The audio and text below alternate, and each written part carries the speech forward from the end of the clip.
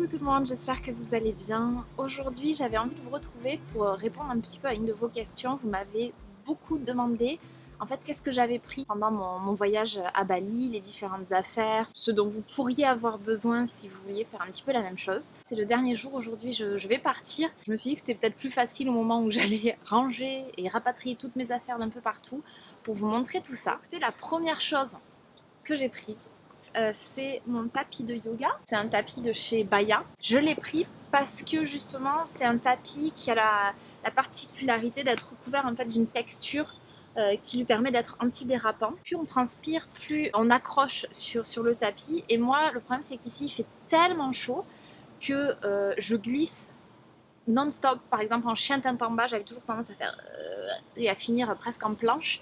Donc c'était c'était pas très très bon non plus pour les épaules et ça me permettait pas de relâcher. J'ai pris ce tapis, son défaut c'est qu'il est un petit peu lourd, mais j'ai fait ce choix là aussi parce que je voulais que ma pratique soit agréable et que pour l'instant je suis pas nécessairement fan des petits espèces de sur-tapis hyper fins qui servent juste à empêcher de glisser parce que je trouve qu'ils bougent un petit peu sur le tapis, c'est pas très très pratique. Donc je suis vraiment ravie après 3 semaines d'utilisation. J'ai vraiment aucun regret d'avoir pris ce tapis et malgré le poids. Vraiment, si vous êtes un petit peu dans cette perspective-là, vous que transpirez beaucoup des mains, il est vraiment parfait. Bon, et après, j'ai pris mon ordinateur, mais j'ai pas pu m'en servir, enfin, pas vraiment ou à peine, parce que j'avais un souci de chargeur, donc en gros, je pouvais pas l'utiliser. Dès que quelqu'un venait et que la personne avait le même chargeur, je chargeais mon ordi. C'est pour ça aussi que j'ai pas beaucoup répondu aux mails parce que c'était compliqué avec l'ordinateur. Bien évidemment, j'ai pris mon appareil photo que vous ne pouvez pas voir. Alors après, en termes de vêtements, ce que j'ai pris, c'est évidemment mes tenues traditionnelles, enfin pour assister aux cérémonies. Donc c'est ce qu'on appelle le kabaya. C'est une espèce de blouse en dentelle. J'en ai une blanche et une autre jaune. Donc là, qui est ouverte. Voilà, celle que j'utilise le plus, c'était la blanche. Je vais vous mettre une photo.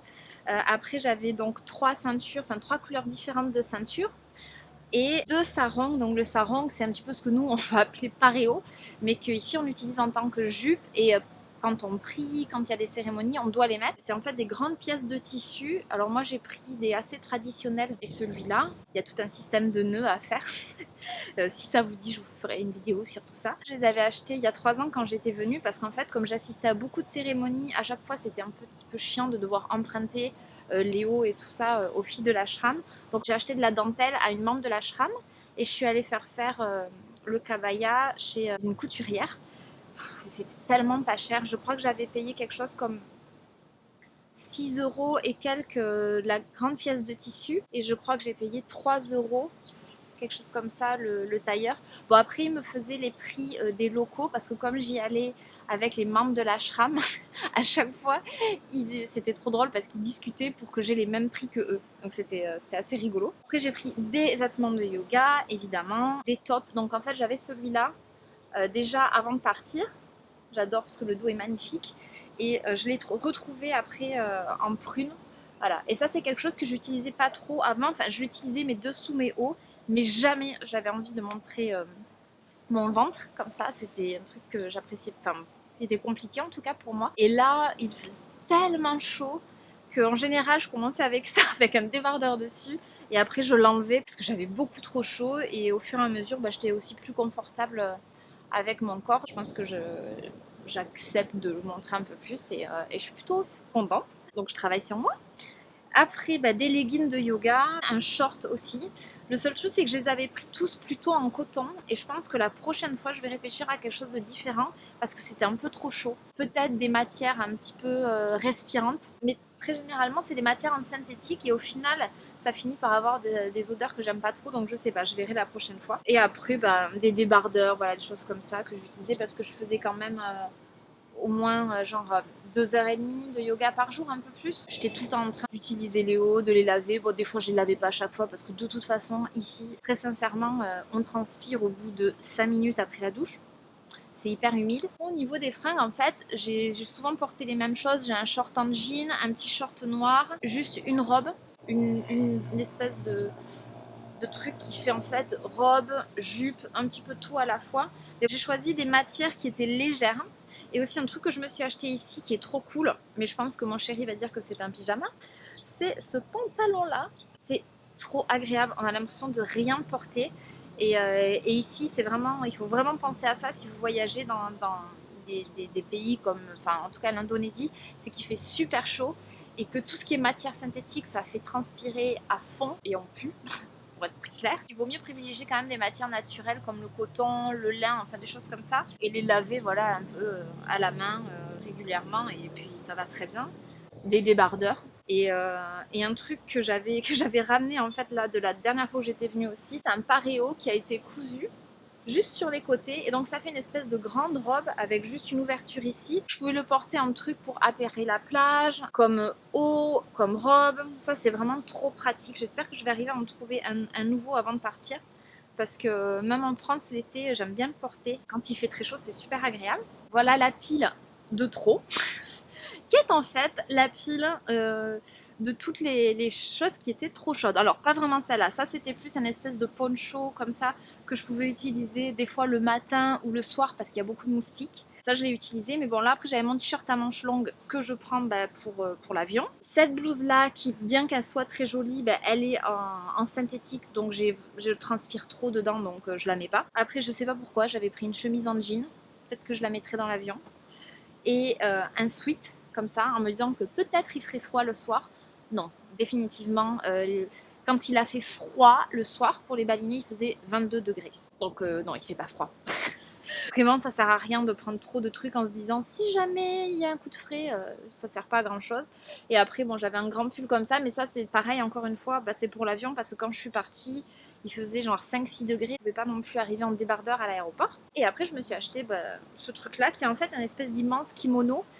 Que je porterai, je pense, le matin au petit-déj. J'aime bien en fait rapporter de mes vacances des choses que je vais porter régulièrement par la suite, comme ça me rappelle un petit peu ce que j'ai vécu. J'aime bien faire ça à chaque fois, que ce soit un bijou ou enfin voilà, quelque chose que je vais porter régulièrement. Alors après, je vais pas vous montrer mes culottes, mes soutiens-gorge et tout ça. Le seul truc à savoir, c'est que voilà, j'ai pris que des soutiens-gorge en fait, comme celui que je porte aujourd'hui, qui sont pas doublés, sans armature, vraiment le moins de couches possible, parce qu'il fait trop chaud pour ça. Mais quand même, j'avais tendance à porter un soutien-gorge parce que pour les balinés, voir les tétons ou voir, enfin c'est un truc qui peut les mettre un petit peu mal à l'aise, donc c'est aussi important quand on va dans des pays, enfin en tout cas pour moi, de respecter aussi tout ça. Alors après, les trucs que je n'ai pas du tout utilisés, c'est mes tennis. Je me disais que peut-être j'allais les utiliser avec, enfin si j'allais me balader ou faire une rando, parce que ça m'était arrivé les autres fois. Mais là, je n'ai pas vraiment bougé, donc les tennis et les chaussettes n'ont pas servi à grand chose. Après, j'ai eu mes règles. J'avais pris en fait globalement que la cup de chez l'Amazona, qui est géniale parce qu'elle est hyper souple, mais je vous en reparlerai dans une vidéo vraiment dédiée à ça, et quelques serviettes de chez Plim et dans ma culotte. Mais j'en avais pas pris beaucoup parce qu'en fait là je m'étais dit que j'allais surtout utiliser la cup. Ce que je fais pas d'habitude, j'utilise plus les serviettes, mais comme là les toilettes sont pas à côté de ma chambre, enfin c'était pas très pratique, j'ai plutôt utilisé la cup et ça s'est super bien passé. Bon, et maintenant, je pense que le plus simple, c'est carrément de vous montrer avec l'appareil photo le reste. Et au passage, je vais vous montrer ma petite chambre. Voilà, ça c'était mon petit coin pour me poser, où en général j'allumais de l'encens par là-bas, avec en fait 2 coussins et une petite natte, et j'ai mis un paréo par-dessus. Et je me suis mis mes petites pierres. Il y a une labradorite, une cornaline, une pierre de lune et je ne sais plus quoi. C'est un truc que j'utilise par rapport à l'endométriose, je vous en reparlerai. Une de mes gourdes Quetch. J'en ai donc une petite qui fait je crois 250 et l'autre un peu plus grosse qui est quelque part dans ma chambre. Et donc ça c'est ma chambre. Le matelas est par terre avec une moustiquaire qui est assez indispensable tellement il y a le moustique qui fait un peu bouffer la nuit. Et après, en fait, il y a des clous au mur, donc je m'en suis servi pour accrocher ce que j'avais besoin d'accrocher. Là, c'est mon écharpe offerte par ma copine Cécile et ma housse pour le tapis de yoga. Alors après, là, vous avez mon bord de lit. J'ai toujours en fait une lumière parce que il n'y a pas toujours la lumière dehors, donc c'est quand même bien pratique. 2 bougies, de l'encens que j'ai ramené parce que l'encens ici est généralement très basique et je ne sais pas du tout comment il a été fait, donc voilà, ça c'est un encens que j'aime bien. Et une autre Quetch parce que en gros on est tout le temps en train de les remplir, ils ont des espèces de grandes bonbonnes pour tout le monde et on remplit nos bouteilles comme ça, donc je préfère prendre mes Quetch qu'une bouteille en plastique. Alors après, évidemment, des bouquins. Je ne sais pas voyager sans livres. J'avais pris L'Art de rêver retrouvé les quatre portes de la perception de l'univers de Carlos Castaneda. Donc, qui est un livre en fait sur le chamanisme et c'est un petit peu un témoignage de l'expérience de cet auteur à propos de ça, mais je l'ai à peine commencé. J'avais pris en fait trop de livres comme d'habitude et comme tout le monde voulait me faire lire des livres, voilà. Après, j'avais pris Transformation et guérison de Thich Nhat Hanh, qui est en fait une explication, selon Thich Nhat Hanh, d'un des sutras en fait de Bouddha, des 4 établissements de l'attention. Et vraiment, il l'interprète en fait tout ça. C'est très intéressant, mais c'est assez compliqué. J'ai entamé, puis en fait, après, je voulais quelque chose de moins compliqué. Et dans le genre, j'ai vraiment adoré celui-là. Le lien en fait entre pleine conscience et aussi guérison et les maladies. Et comment, grâce à la pleine conscience, on peut guérir. Dedans, alors, c'est un des disciples en fait de Thich Nhat Hanh qui a écrit ce livre. Donc, vous voyez, j'ai surligné pas mal de passages. C'est super intéressant, je vous le recommande vraiment. Il n'est pas très connu, il mérite la lecture. Après, en roman, j'avais pris donc L'amie prodigieuse d'Elena Ferrante et c'est un livre que j'ai adoré. J'ai vraiment adoré, je vous le conseille. C'est à propos d'amitié, de jalousie, de séparation, d'amour, de désamour, de la vie en fait. Voilà, c'est un très beau livre et je crois qu'il y a 3 ou 4 tomes dans la saga. Donc il me tarde vraiment de lire la suite. Et parce que ce n'est pas fini, parce que je suis une grande malade, j'avais pris ma tablette en me disant bah, comme ça tu prendras moins de livres. Oui bien sûr. Dans ma tablette j'avais Les Rêveurs, qui est le livre écrit par Isabelle Carré, qui est aussi donc l'actrice Isabelle Carré. J'ai adoré ce livre. C'est très particulier comme écriture, mais c'est très très beau. C'est un petit peu autobiographique. C'est sur l'histoire d'enfants qui ont une maman, enfin des parents peut-être des fois un peu différents de la norme.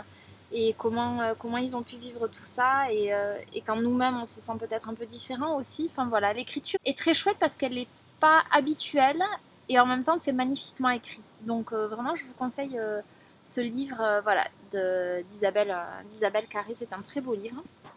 Et après j'avais pris 2 bouquins sur le yoga, donc du yoga au féminin de Catherine Millepied-Flory, qui est très très chouette. Elle propose en fait différentes séquences à faire.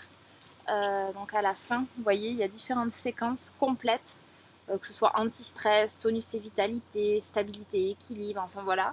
Et elle explique vraiment toutes les postures avec donc une pratique qui est vraiment axée sur le féminin, donc quelque chose de très doux. Et c'est créé par une femme pour les femmes. Donc celui-là, c'est un super bouquin. C'est de chez les éditions Le Duc. Et après, Luna Yoga. Et là encore, c'est sur une pratique de yoga qui est axée sur le féminin et qui est aussi très intéressante parce qu'en gros, c'est un petit peu tout ce qu'a trouvé l'auteur à travers le yoga, à travers des espèces de gym oriental aussi, de la danse, plein de choses. Elle a mélangé tout ça pour faire quelque chose, une pratique qui accompagne en fait le corps féminin. Donc voilà, c'est un super livre. J'ai pris un seul jeu d'oracle, donc l'oracle des rebelles sacrés, parce que c'est celui que j'aime le plus en ce moment et ouais, qui m'accompagne bien, qui a été un beau compagnon durant ces dernières semaines. Bon, après j'avais pris 3 magazines à l'aéroport. Ça c'est ceux que je prends tous les mois, donc Yoga Journal, Happiness, qui est un petit peu chargé parce qu'il s'est pris je crois des crottes de gecko dessus, et Open Mind, qui est aussi un journal génial.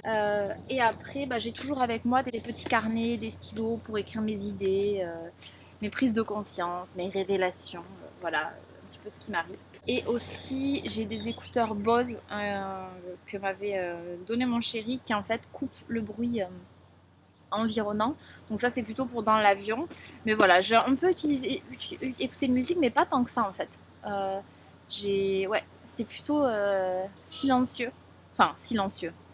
Pas vraiment dans le sens où c'est très bruyant avec les voitures, les travaux qui sont à côté et les bruits des vagues. Mais ouais, j'ai pas voulu me rajouter d'autres bruits. Alors là, on est sur la partie beauté. J'ai fait assez simple. J'ai pris un savon pour me laver le corps, le visage. Voilà, saponifié à froid dans une petite boîte compostable. J'ai aussi pris un shampoing, mais c'est ce qu'il en reste parce que je l'ai pété en le transportant. Donc c'est le Glamorous de chez l'Amazona. J'ai trouvé vraiment vraiment cool. Donc un après-shampoing, bah, c'est le Sentifolia à la framboise. L'eau florale de fait en Provence que j'ai mis en fait dans un autre contenant pour que ce soit plus pratique, que j'utilisais matin et soir. Après j'ai pris mon huile sacrée de Madagascar, dont je vous ai déjà parlé plein de fois, mais que j'utilise pour absolument tout et qui est absolument génial et incroyable, je l'adore. Donc voilà, je vous remettrai en lien la vidéo dans laquelle je vous en avais déjà parlé. Mais voilà, j'en mettais une toute petite goutte sur le visage, mais vraiment une toute petite. Parce qu'en fait, le temps est tellement humide ici, la météo est tellement humide que en fait, ma peau est plus ou moins hydratée en permanence. Donc j'avais pas la peau vraiment très sèche, mais ça me faisait quand même du bien. J'ai acheté de l'huile de coco sur place parce que leur huile de coco est vraiment géniale. Ah punaise, ce qui est génial, c'est que les fourmis l'adorent aussi, donc c'est recouvert de fourmis. Je sais pas si vous les voyez, mais non, c'est l'huile de coco bio, pressée à froid, tout ça, donc vraiment top. Et ça, c'était plutôt, je l'utilisais pour les cheveux et pour le corps parce que c'est aussi une huile qui est refroidissante selon l'Ayurveda. C'est assez bien quand il fait chaud. Après, j'ai pris une protection solaire bio des laboratoires Biarritz, une 50+, qui est water résistante. Alors, elle est très bien, mais elle fait un tout petit peu blanche et pour pas avoir cet effet là, il faut vraiment vraiment bien l'amasser. Donc j'essaierai peut-être d'autres produits de leur gamme, mais après ce qui est clair, c'est que effectivement il y a un effet sec, ça colle pas et vraiment ça protège très très bien. L'effet blanc, il sera plus genre une fois que vous allez dans l'eau, vous avez l'impression que vos jambes sont je ne sais pas, genre blanches mais de chez blanche. C'est un petit peu bizarre. J'avais pris un dentifrice, normalement je voulais prendre celui de chez Pachamamai, mais comme j'ai pris mon vol une semaine avant mon départ, quand j'étais sur Toulouse, après j'ai vraiment pas eu le temps d'aller acheter ma recharge. Donc voilà, j'ai pris celui-là, le Coslis Action Blancheur, il n'y a pas de fluor, et la compo est très bien et il est assez frais, donc ça j'aime bien. Et en termes de brosse à dents, jusqu'à présent je faisais avec des brosses à dents en bambou, en bois, compostable, machin, mais elles avaient tendance à en fait m'irriter les gencives. Et moi au niveau des dents, il faut que je fasse vachement attention de famille, enfin voilà, on n'a pas des super dents. Donc j'ai une copine dentiste qui m'a conseillé celle-là, c'est la Curaprox Ultra Soft, qui est en fait une marque suisse. La particularité, c'est qu'elle a en fait énormément de poils, mais qui sont hyper souples. Ça vous abîme absolument pas les gencives et ça nettoie très bien. C'est ce genre de truc où il faut trouver l'équilibre entre effectivement, elle n'est pas compostable, mais le truc c'est que moi, à force d'avoir les gencives des fois qui saignaient, voilà, c'est trouver aussi son compromis aussi dans tout ça. Et en déo, j'ai pris celui-là, l'AquaRel déodorant soin.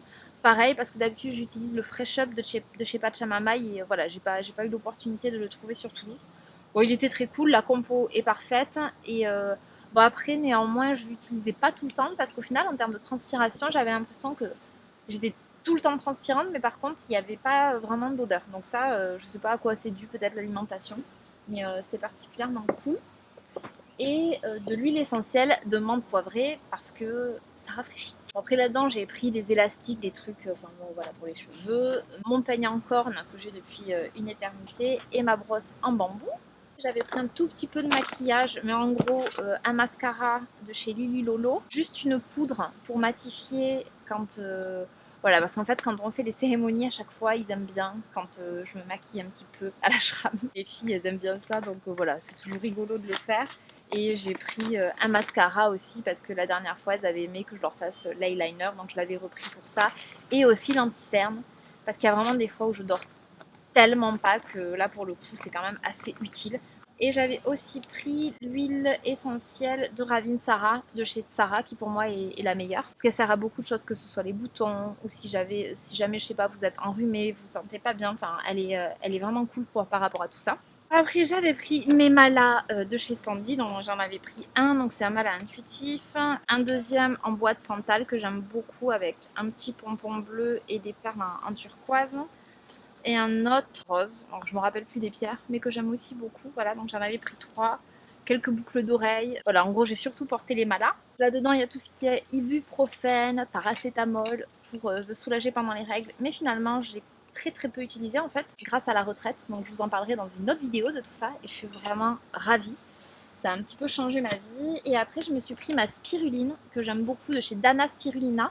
C'est de la spiruline 100% pure en paillettes qui a été fait dans le 44. Je ne sais pas où c'est, mais vous le saurez sûrement mieux que moi. Et c'est vraiment fait par une toute petite production et je la trouve très bien. Et c'est vrai que moi, j'aime bien aussi en prendre quand je suis un peu fatiguée, quand je sens que je manque de pas mal de choses, notamment pendant mes règles, où j'ai tendance à perdre beaucoup de sang. Et voilà, j'ai besoin aussi de refaire les réserves. Donc j'utilise la spiruline pour ça. Et aussi je l'avais pris parce que je sais qu'ici la nourriture n'est pas toujours enfin, équilibrée dans le sens où il y a beaucoup de friture et on n'a pas toujours beaucoup de cru. C'était pour moi une bonne alternative pour quand même arriver à avoir mes besoins couverts. Là, vous aviez l'espace beauté et je vais vous montrer la suite de la chambre, c'est-à-dire quasiment rien parce que c'est tout petit. Et là, bon, mes affaires qui sont posées au sol. Alors là, c'est le bordel parce que je vous les ai montrées juste avant. Donc évidemment, je les ai reposées à l'arrache. Mais bon, voilà. Et après, une petite chaise avec mon tapis, l'ordinateur. Et là, après, j'ai accroché, voilà, là, c'est par exemple un tote bag que j'ai eu au village des pruniers, donc Breathe and Smile. Ça, après, c'est un sort de petit sac que mon chéri m'avait ramené du Mexique, que j'avais en fait tout le temps sur moi, dans lequel je mettais mes clés, mon téléphone, une petite bouteille d'eau, éventuellement mes lunettes de soleil, ma protection solaire. Voilà, ça, c'est important d'avoir en fait toujours un petit sac et mes sous et mon passeport. Après, là au-dessus, il y a une banane et des ramboutans, enfin un ramboutan qui a un petit peu une sale gueule, mais c'est super bon, c'est un petit peu comme des litchis. Et je vois que la poche est pleine de fourmis, même quand on le met en hauteur, ça marche pas. Mais c'est parce qu'en fait, ils me trouvent trop maigre, donc ils veulent me faire bouffer tout le temps. C'est un petit peu compliqué de dire non. Ça, c'est mon miroir que j'ai piqué à côté et que j'ai accroché comme je pouvais. Après, ça, c'est mon gant loofah. Et là, de quoi me baigner, donc maillot et les lunettes que j'amène exprès parce que comme j'ai un visage bizarre, je prends toujours l'eau, quelles que soient les lunettes que je choisisse en général. Et après, voilà, on a fait en fait donc le tour de la chambre. Ah si, je vais vous montrer la vue, qui est quand même assez magique. Voilà, quand on se réveille le matin et tout ce que vous voyez en fait en bas sont des lotus. Et après, juste au-dessus, vous avez la route qui là est quand même, vous voyez, le nombre de voitures qui passent. Voilà, c'est à peu près comme ça en permanence. Donc c'est un petit peu bruyant, la nuit ça se calme, mais comme il fait très chaud, ils ont tendance à rouler en fait la nuit. Après de l'autre côté, là j'ai la vue sur la mer. Donc c'était quand même assez magique d'avoir tout ça pour se lever le matin. Ça me donne presque envie de pleurer. Alors, si vous venez à la chambre, c'est pas une chambre comme ça que vous aurez. Hein. Vous aurez un bungalow privé. Moi, j'avais celle-là parce que j'ai spécialement demandé à avoir celle-là, c'est-à-dire la chambre des volontaires, qui est vraiment hyper basique. J'ai pas du tout les toilettes, enfin, elles sont à côté. C'est pas du tout ça que vous aurez si jamais vous venez dans la chambre. Ce sera un bungalow avec hamac, machin, tout ça. Non mais voilà, je crois que je vous ai montré tout ce que j'avais pu prendre. N'hésitez pas si vous avez d'autres questions. Ouais, ça me fait un petit peu bizarre là de me dire que je vais tout ranger et tout mettre dans mon sac pour partir. C'est un peu... Là, ça fait 3 semaines et demie, enfin 3 semaines. Et c'est comme si à la fois j'avais été là depuis genre 6 mois et à la fois que depuis 4 jours et que j'avais envie de rester encore plus longtemps. Donc bien évidemment, j'ai envie de rentrer, de retrouver mon chéri et tout ça, mais ouais, je me sens tellement bien quand je suis ici que c'est difficile de partir. Donc j'espère que cette petite vidéo un petit peu différente de d'habitude vous aura plu. Je vous fais de très gros bisous et je vous dis à très vite avec d'autres vidéos sur l'ashram, sur cette expérience. Voilà, j'espère qu'elles vous plairont. Et gros bisous depuis Bali. Je vais profiter moi de mes 2 derniers jours et on se revoit dans un autre cadre à mon retour.